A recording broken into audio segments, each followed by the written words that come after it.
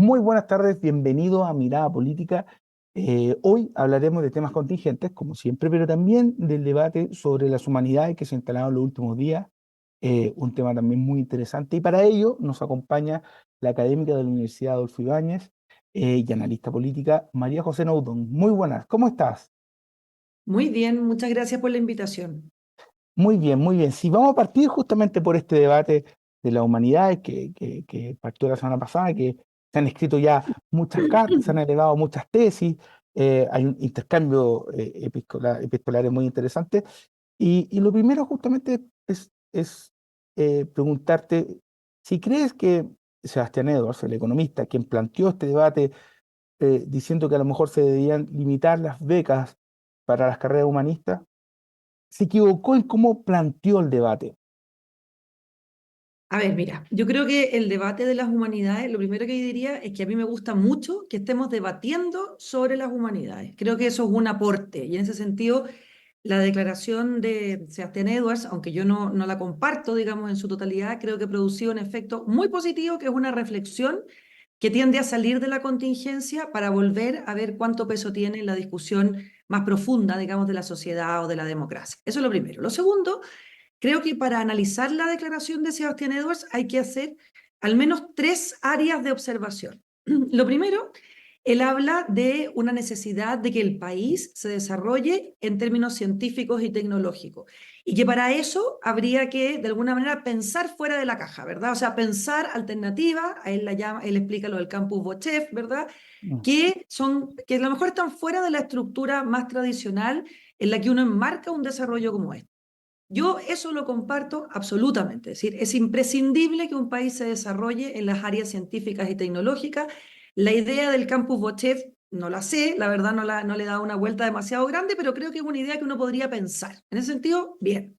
Segundo, creo que Sebastián Edwards pone un punto, y es que fundamentalmente en la academia en Estados Unidos, donde él desarrolla, digamos, su tarea universitaria, es verdad que muchas veces las humanidades han aparecido capturadas bajo, digamos, una cierta mirada identitaria o ideológica, Mm. y eso es lo que nosotros muchas veces nos referimos como el fenómeno de la cancelación. Lo hemos visto muy fuerte a raíz de el conflicto árabe-palestino, o sea, perdón, israelí-palestino, ¿verdad? Y vimos nosotros muchas imágenes de universidades en Estados Unidos tomadas con estos acampes, y por lo tanto creo que también tiene un segundo punto que hay que relevar.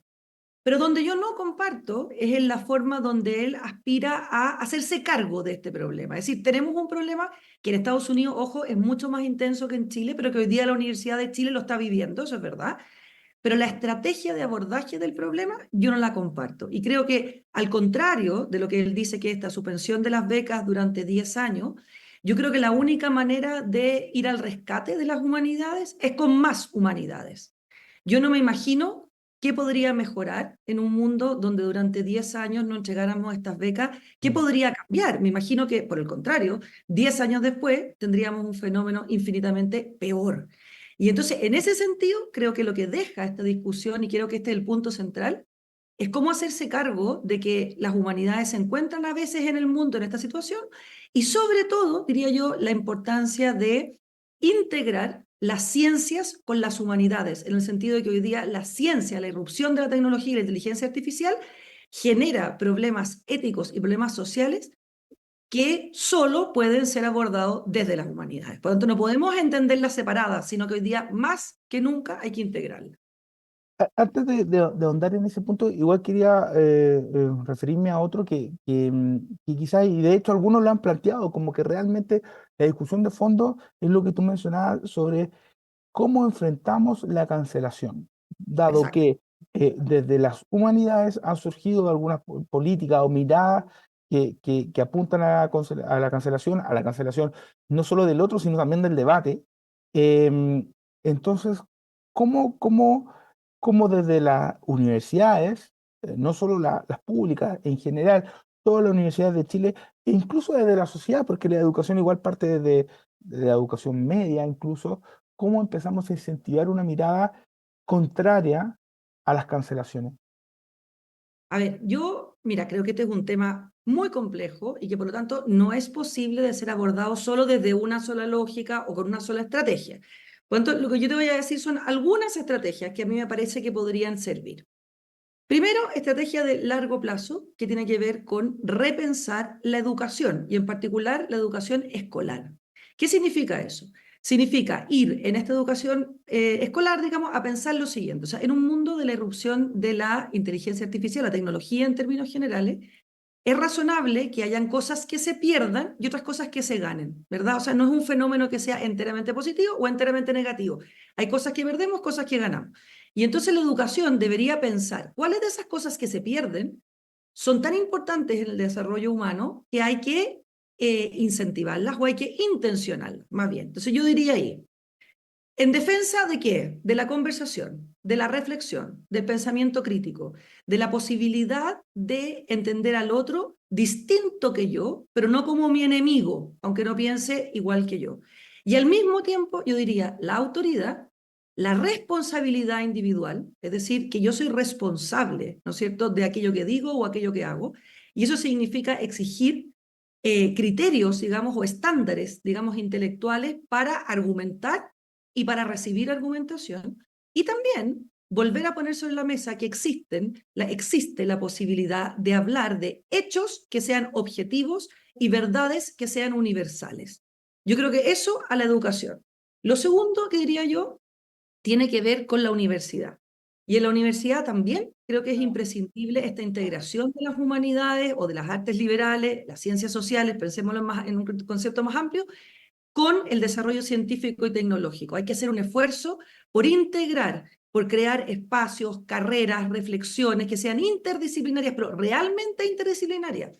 No que vayan por caminos paralelos, sino que realmente puedan optimizar, digamos, esas lógicas o esas miradas.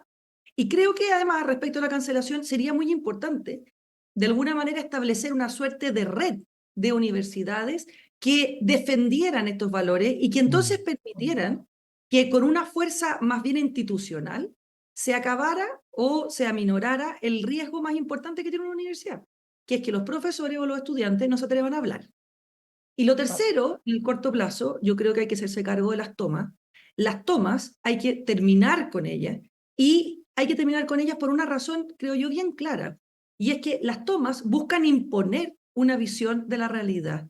Son todo lo contrario del diálogo. Bienvenido al diálogo, bienvenida a la discusión intelectual, bienvenida, si tú quieres, la discusión dura, argumentativa, pero no puede ser que una minoría como son lo que ocurre, por ejemplo, en la CAMPE de la Universidad de Chile, le impida el desarrollo de su vida universitaria a una mayoría, y sobre todo porque muchas veces esas minorías, además de imponerse, están haciendo una especie de chantaje emocional respecto de los otros estudiantes, amedrentan a los profesores. Hemos visto esto, los profesores marcados, que me parece completamente fascista, o sea, es una cosa que no tiene ningún sentido en el marco universitario, y que además, como te decía yo, le imponen físicamente incluso, ¿no es cierto?, una voluntad a otro grupo y muchas veces además están intervenidas también por agentes, digamos, externos a la universidad que se aprovechan de estas circunstancias.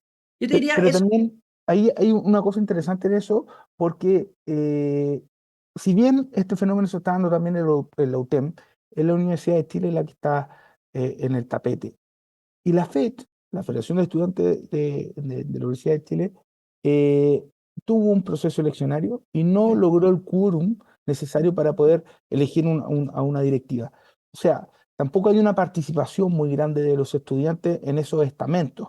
Es una cosa histórica de la FED, esto no es algo nuevo, pero que ahora cobra relevancia porque en el fondo grupos pequeños y una FED sin mucha fuerza se transforma en un cóctel en que tienen la casa central con una campe y no hay una estructura que pueda hacerle frente, una estructura de estudiantes. Exacto, yo creo que el tema de la fecha es un tema que hay que integrarlo a esta discusión, porque no es solamente el problema de participación, que es evidente y que es grave, sino lo que emana de ese problema de participación es un problema de representatividad, que es una cosa en la misma sintonía, pero con un matiz distinto. Entonces, este grupo de estudiantes no es representativo de los estudiantes hoy día de la Universidad de Chile y se está entregando a sí mismo una capacidad de representar la voluntad de los estudiantes que no es real. Ujú. Entonces, mucho más allá digamos, de los marcos institucionales, si nosotros vamos viendo cada uno este fenómeno en sus distintas dimensiones, yo creo que es claro que las tomas no pueden ser permitidas, que las tomas tienen que terminar. Y nosotros vimos en Estados Unidos el mismo fenómeno y vimos la Universidad de Columbia, por lo menos, ¿no es cierto?, siendo desalojada por la autoridad.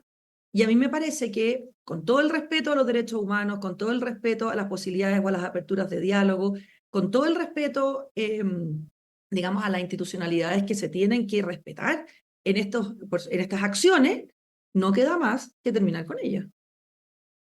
¿Y cómo analiza y evalúa la figura de la rectora Rosa de Bes, que ha recibido mucho apoyo por lo del lienzo y por lo que está pasando en su universidad? Pero también dentro de su análisis ella ha dicho, por ejemplo, que una cosa son las tomas de ahora, pero son distintas a las tomas del 2011, un poco justificando ese fenómeno de hace ya 13 años, pero diciendo que ahora no corresponden. ¿Cómo evalúa su figura?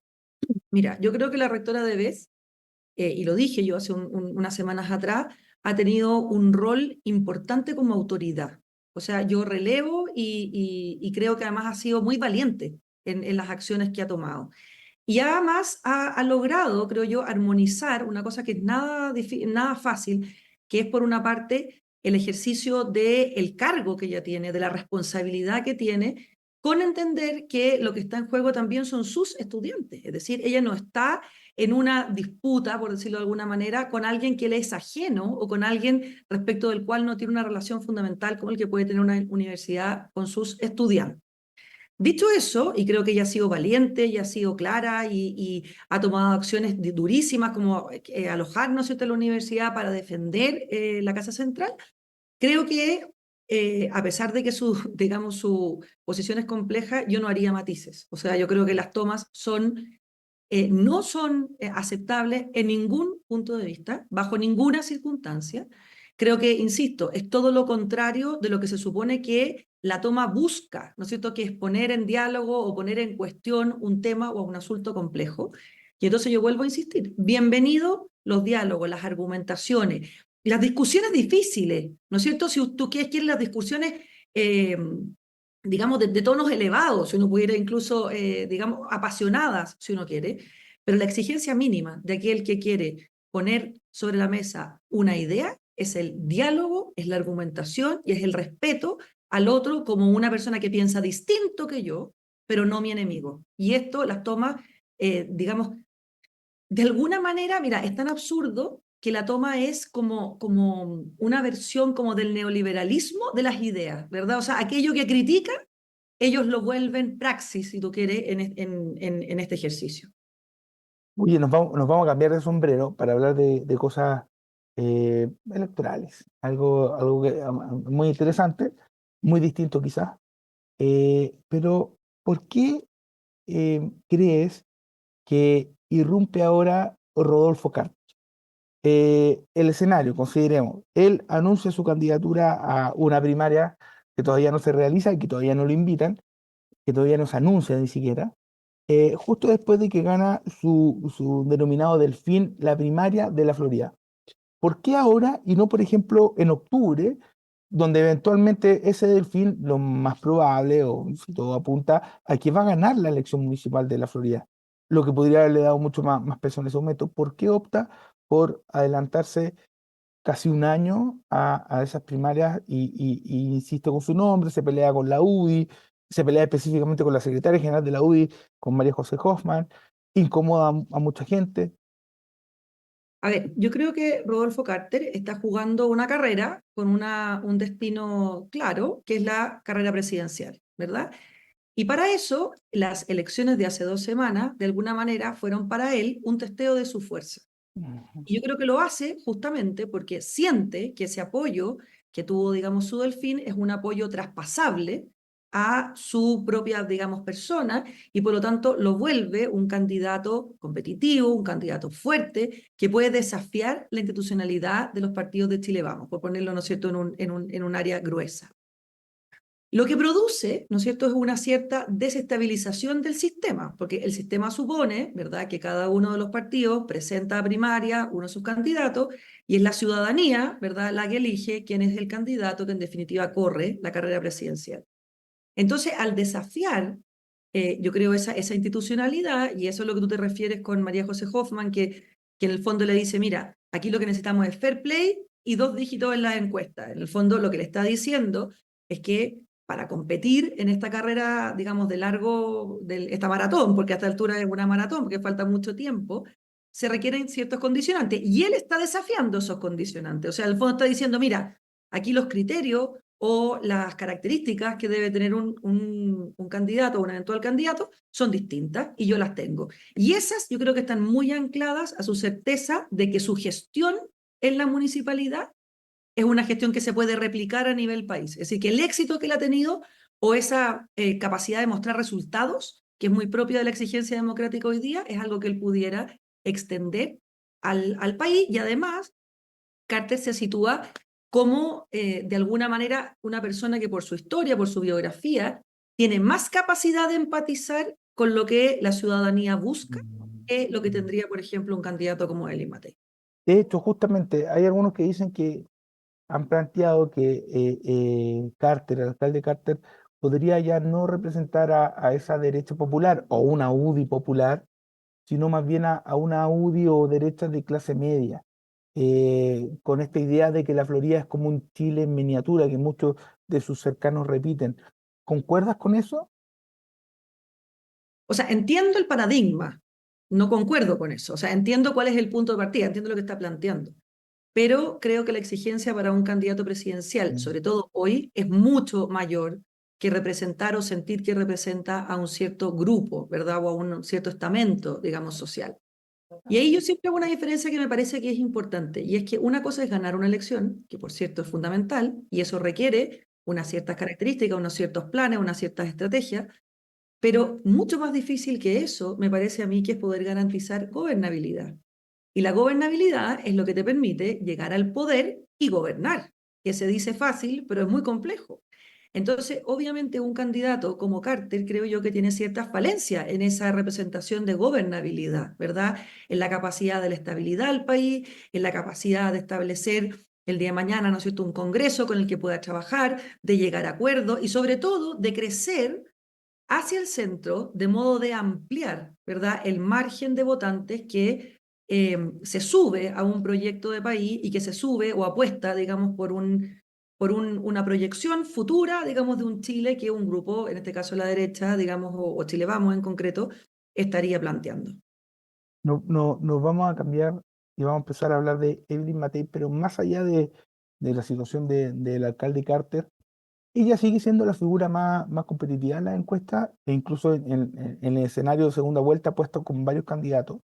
Ella eventualmente podría ganar, pero falta un año y medio para la elección presidencial, falta un año para la primaria, o sea, falta muchísimo. ¿Qué debería hacer?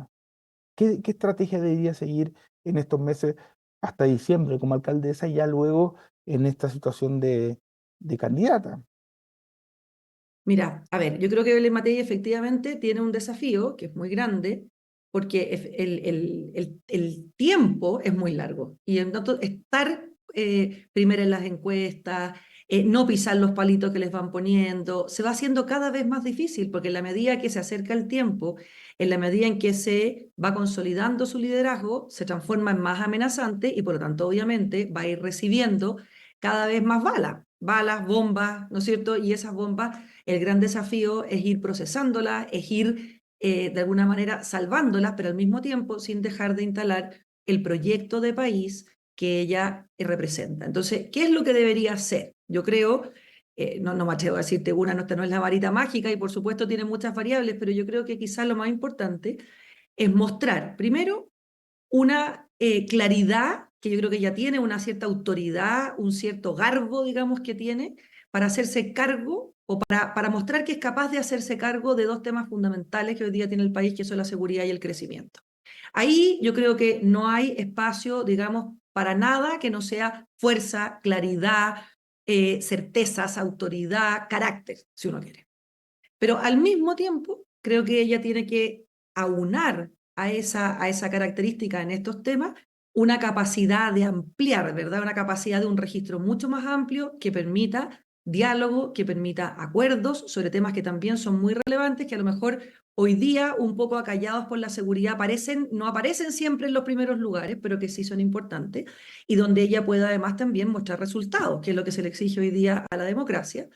Y entonces, en definitiva, ella debería tener un proyecto de país, explicar qué es lo que su candidatura y los partidos, digamos, que la sigan, sueña, espera o define, digamos, como el proyecto de Chile para los próximos años, presentar entonces esta alternativa de futuro con estas claridades y abrir un campo amplio donde un gran registro, digamos, de sensibilidades, voy a decirlo súper brutalmente, desde conservadores hasta liberales, Ah, puedan sentirse reconocidos y sin aspirar a una uniformidad total, porque por supuesto que siempre en estos relatos o en estos proyectos hay gente que va a quedar fuera. justamente, hablando de Chile Vamos, hay voces en RN que ya dicen, evitemos los problemas, hay que ponerse detrás de la candidatura de Belén Matei. Para un partido grande como es Renovación Nacional, que le fue bastante bien en las primarias, no tener un abanderado presidencial igual es algo complejo. ¿Qué debería, pero a su vez, y complemento, en la elección del 2021, la primaria del 2021, levantaron un candidato que no le fue bien, y Evópoli lo mismo, levantó un candidato que tampoco le fue bien, marcaron baja votación, como fue Mario Desbordes e Ignacio Briones. ¿Qué deberían hacer estos dos partidos, particularmente RN, que tiene este tamaño importante tanto en el Congreso, alcalde, etcétera? A ver, yo te diría que lo lógico, lo natural, es que cada partido, sobre todo un partido fuerte, que queda fortalecido, digamos, después de una primaria, como fue el caso de la Nación Nacional, quiera llevar un candidato. Eso me parece que es lógico, es parte de la democracia y es quizás lo que esperarían, ¿verdad? Pero también creo que la política es el arte de lo posible y es el arte de la estrategia y es el arte de mirar más allá del corto plazo, ¿verdad? Y en ese sentido, creo que la palabra clave para cualquier estrategia de éxito es la palabra unidad. Y entonces, si tenemos una candidata competitiva, una candidata que representa bien, diría yo, la pluralidad de la derecha, o sea, que no es representativa solo de un sector, sino que tiene un registro amplio por las características, digamos, que todos conocemos, creo que también es una alternativa perfectamente posible cuadrarse y entender que en política no solamente se expresa la fuerza que puede tener un partido o un grupo digamos, específico por llevar un candidato presidencial, sino que también se demuestra por la fuerza que tienen sus diputados, por la capacidad articular que tienen sus senadores, por los gobernadores que están, por cuántos alcaldes, por cuántos concejales. O sea, hay un montón de variables en política donde también se mide la fuerza y no exclusivamente en la candidatura o en la figura de un candidato presidencial. A propósito, la ministra Camila Vallejo entregó una tesis ayer que decía que las encuestas por lo general solamente consultaban por dos candidatos de oposición, Evelyn Matei y Kast, y por muchos por el oficialismo, y por lo mismo los oficialistas marcaban poquito, pero eran muchos más, y que bueno, que estaba la carrera presidencial abierta. Eh, ¿qué, tú, ¿Qué crees que va a pasar en el oficialismo considerando justamente esta idea de que hay muchos liderazgos, pero ninguno tiene una pronta muy potente? Mira, yo no estoy en absoluto de acuerdo con la Ujú. ministra Vallejo, para nada, y creo que hay dos cosas que hay que observar. O sea, la primera es que estos liderazgos con los que ella compara más o menos, si uno los suma, tampoco dan números que sean demasiado relevantes, que sería su, digamos, como el argumento que uno podría encontrar.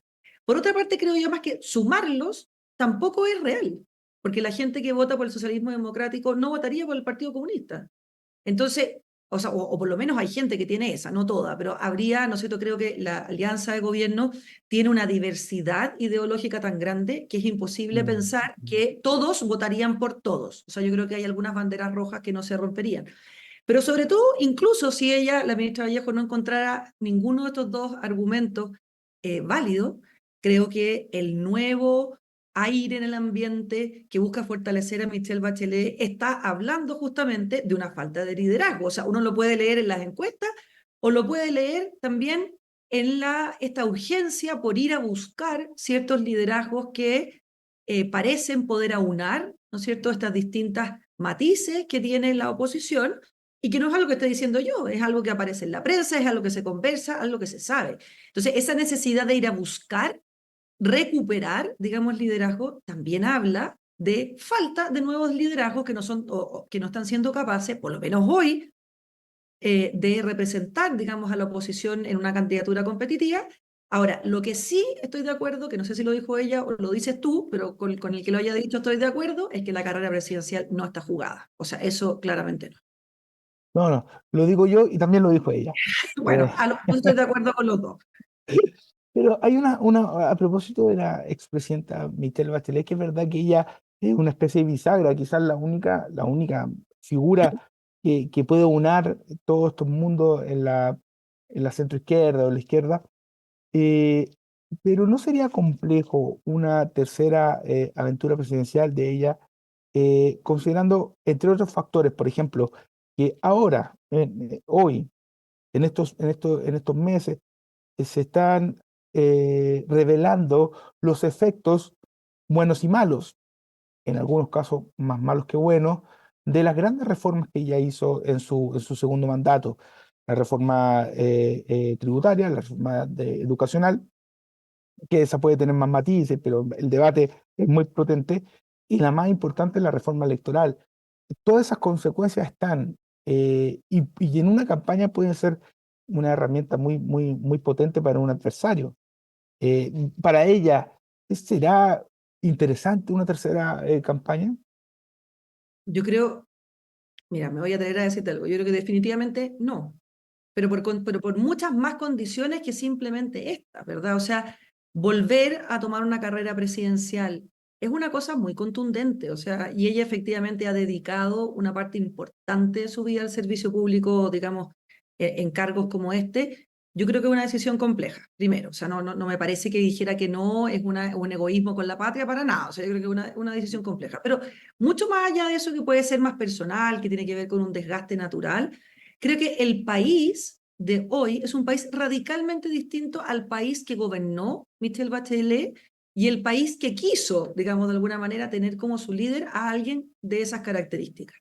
Y lo tercero, estoy completamente de acuerdo contigo, hoy día los grandes cambios que hizo Michelle Bachelet, que en el fondo prometió un cambio, una reforma social que trayera más justicia, que permitiera mayor igualdad, hoy día no solamente están puestos en cuestión, sino que si uno mira o observa, por ejemplo, simplemente el sistema político, hoy día tenemos un sistema político fragmentado, estancado, que no logra, ¿verdad?, avanzar en estas reformas, y esto no tiene que ver solo con el sistema electoral, pero por supuesto esa reforma está ahí, y quizás la más controversial es la educación. O sea, hoy día estamos peor que hace 20 años en educación, y eso tiene mucho que ver también con las reformas, digamos, que fueron muy icónicas en su momento, y efectivamente cualquier candidato presidencial tendría unas balas importantes, digamos, que disparar respecto de los resultados prometidos o esperados de esas mismas reformas. Y en un momento hablaste, bueno, o está presente en estas últimas preguntas este tema de las dos almas que tiene el oficialismo. Y lo traigo porque se podría señalar que la gira del presidente a Europa fue bastante exitosa, cumplió algunos objetivos bastante interesantes, importantes, pero dejó un frente abierto, que fue estas críticas que realizó el Partido Comunista a ciertas dichos o actuaciones del presidente Boric. Primero fue Venezuela, cuando él dijo que las instituciones en ese país estaban muy deterioradas, y luego su participación en la cumbre por la paz de Ucrania, donde el Partido Comunista manifestó abiertamente una molestia y esta cercanía que tiene con Rusia.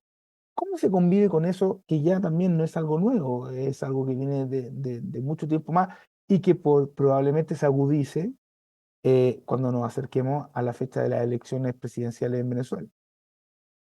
A ver, mira, yo te respondería a esto pensando no solo en las declaraciones específicas del Partido Comunista respecto de Rusia, que además tienen un correlato de análisis del fenómeno ruso-ucraniano que a mí me resulta bien difícil de comprender. Mm. Creo que es verdad que el presidente de la República es la cabeza de las relaciones internacionales, ¿verdad? Y eso lo reconoce, la autora Carmona eso lo dice, y que un partido político puede eventualmente disentir, ¿no es cierto?, o no estar plenamente de acuerdo de lo que dice el presidente. Pero, matices, este no es cualquier partido político. Este es un partido político central, muy fuerte, de la alianza de gobierno. Y lo segundo, diría yo, que no es la primera vez o el primer ámbito donde se nota esa diferencia.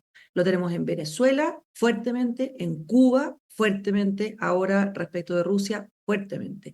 Entonces, si uno suma todas esas instancias de desacople entre el Partido Comunista y el gobierno, digamos el presidente, creo que deja entrever una distancia ideológica, una distancia en la manera de entender la política internacional en este caso, pero también la democracia, las instituciones, lo que es la libertad, que está relevando un conflicto largamente más complejo y profundo que simplemente disentir en una estrategia o una toma de postura respecto de un país en orden internacional. Oye, y bueno, para ir terminando esta interesante conversación, una pregunta un poco más, sacando de la contingencia, pero hay un hecho concreto que se va a producir en los próximos días, que es el alza de una importante alza en las cuentas de la energía eléctrica que pagamos todos los chilenos. Existe un subsidio, hay algunos que dicen que se critica porque no, son pequeños, no son, son muy escasos, más encima hay que postular, pero esto se da en un año que es electoral. ¿Podría este fenómeno, que además podría impactar en la inflación, tener un efecto en el oficialismo en este año de elecciones municipales? Yo creo que definitivamente sí. Y yo creo que ese problema requiere ser entendido, permíteme poner un marco, digamos, a la conversación, porque creo que si no se puede como entender mal, ¿verdad? El problema. Aquí el asunto parte del 2019, cuando se estableció fijar el precio, ¿no es cierto?, de la luz en orden al estallido social. Y se estableció un fondo que después debía pagarse a las generadoras en determinadas condiciones. Esas condiciones en las que se pensó ese fondo no se cumplieron y que tuvieron que ver con el tipo de cambio, que tuvieron que ver con ciertos criterios de innovación tecnológica que se esperaba que ocurrieran y que en definitiva no ocurrieron. Entonces lo que tenemos hoy día es que la ley, que fue aprobada creo que fue el 30 de abril, lo que establece es el pago de una deuda que se tiene con la generadora y que se suma a un aumento en el costo de transmisión por otras, digamos, otras condiciones, y esto termina, ¿no es cierto?, impactando en el total de la cuenta de la luz, que al final es lo que realmente importa, digamos, al usuario, en un porcentaje muy alto que se estima que va a ir de los distintos lugares de Chile, pero entre un 20, 50 y incluso habría casos en que los expertos plantean que podría ser hasta un 100%. ¿Cuáles son los tres problemas que yo veo por lo que creo que efectivamente el gobierno podría verse afectado? Primero, porque este es un alza en la luz que, aunque el gobierno diga lo contrario, a mí me parece que no ha sido bien comunicada. No se sabe, no se sabe por qué, y por lo tanto va a ser en algún sentido inesperada, ¿ya? El lunes pasado, a mí hablando de esto, de este mismo tema, el argumento fue que efectivamente esta había sido una ley aprobada con amplio apoyo parlamentario y que por lo tanto no se trataba de haber metido esto debajo de la mesa. A mí me parece que la discusión parlamentaria, por muy, digamos, amplia que haya sido, primero que todo dejó varios parlamentarios que dieron cuenta de que los números no estaban muy claros respecto de lo que iba a ocurrir. Y segundo, creo que la ciudadanía está demasiado lejana de esa discusión parlamentaria. O sea, que se haya dado y que se haya aprobado la ley no significa que los ciudadanos estén enterados de esto. Por tanto, ahí veo un problema grave.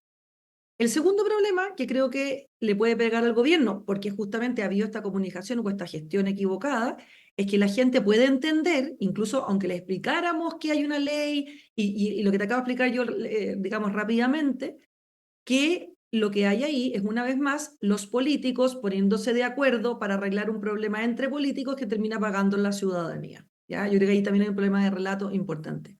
Lo que me preocupa, y que es el tercer punto, es que como una forma de de alguna manera alivianarse del peso que esto puede tener, sea culpar en este caso a las empresas, a las generadoras. Y aquí hay otros casos donde las empresas han incurrido en colusiones, han incurrido en prácticas indebidas y que yo he sido la primera en decir que me parecen intolerables, que hay que hacerse cargo de ello con todas las sanciones y la fuerza de la ley. Este no es el caso.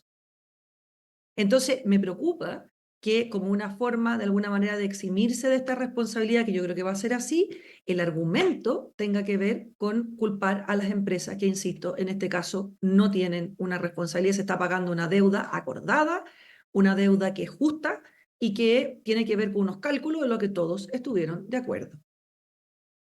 María José, te quería agradecer por compartir nuevamente, porque no es primera vez que viene a este espacio y queda invitada para repetir nuevamente en un futuro. Encantada, muchas gracias, muy interesante la conversación. Que estén muy bien. Muchas gracias y a ustedes los dejo invitados para seguir conectados en Emol TV y seguir informándose en emol.com. Nos veremos el próximo martes. Hasta luego.